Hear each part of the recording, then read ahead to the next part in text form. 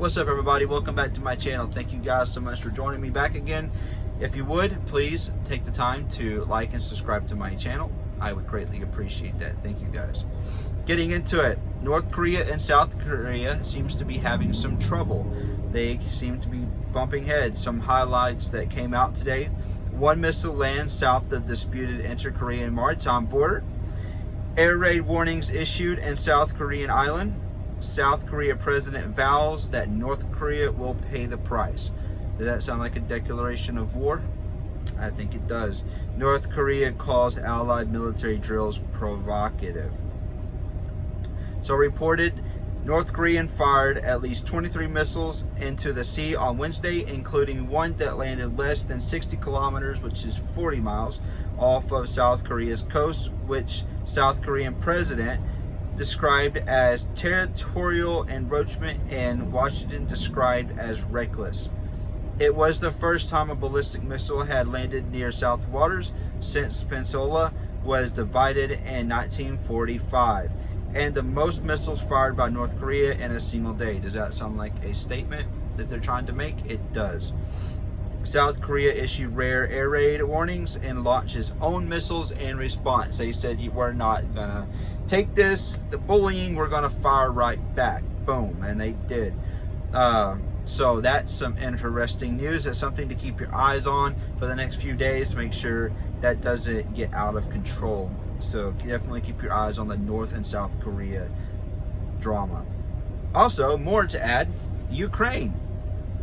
We officially have U.S. troops in Ukraine, but it may not be the U.S. troops that we're thinking, but it is the U.S. troops. And if I do remember, Russia made the threat, if U.S. gets involved in any way, go back and watch it, look at it. If U.S. gets involved in any way, they will have trouble of us. So, well, we're involved in more than one way. So, these inspectors in Ukraine appeared to be some of the first members of the U.S. military to enter the Eastern European country since the start of the war, outside of military guards posted in the U.S. Embassy. During Tuesday's on-camera briefing, Travis Trenton of Military.com asked, "The military has personnel inside of Ukraine who are doing weapon inspections now. I'm wondering what the rules are of engagement for those personnel, are if they are fired on by Russians or they are targeted by Russians." That is a very good question to ask. And Ryder replied and said, "We do have small teams that are comprised of embassy personnel that are conducting some inspections of security assistance delivery at a variety of locations." But listen, here's the thing with that. This is my input. Like, if you look at the war, if you followed the war, Russians have been attacking their weapon depots. Well, guess what's at the weapon depots and performing inspections? The U.S. military. So what happens if our guys get killed? Is the U.S. going to go and retaliate? Are we going to be brought into this Russian and Ukraine war with combat? Yeah, I strongly see this going south. Yes, I believe that we are going to get wrapped up into this so deep that we are going to go boots on the ground, bang, bang, fire, fire. That's what I feel like that we're going to be doing. So maybe I'm wrong. Hopefully I'm wrong. But that's not it with Ukraine. Ukraine has their own drama with Iran, if not like they don't have enough drama with Russia.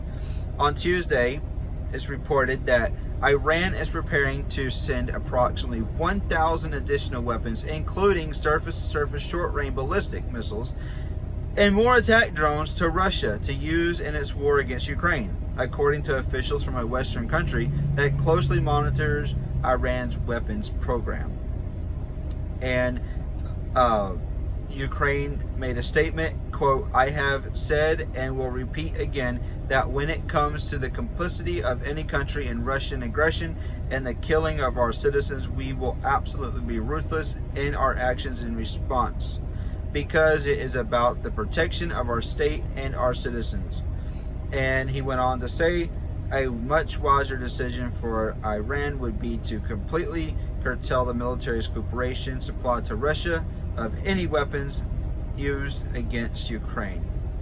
Wow. So Iran has reportedly denied sending weapons to Russia, despite, of course, they're going to deny. We didn't do that. No, we ain't going to do that. Okay. So they have reportedly denied it, and despite of clear evidence to the contrary. Well, folks, we got some things to keep our eyes on in the next few days. If I see anything, I will make a post about it. Guys, make sure your heart, your life, your souls, your mind with God, your soul with God is put together. The end time is coming. I cannot stress this enough.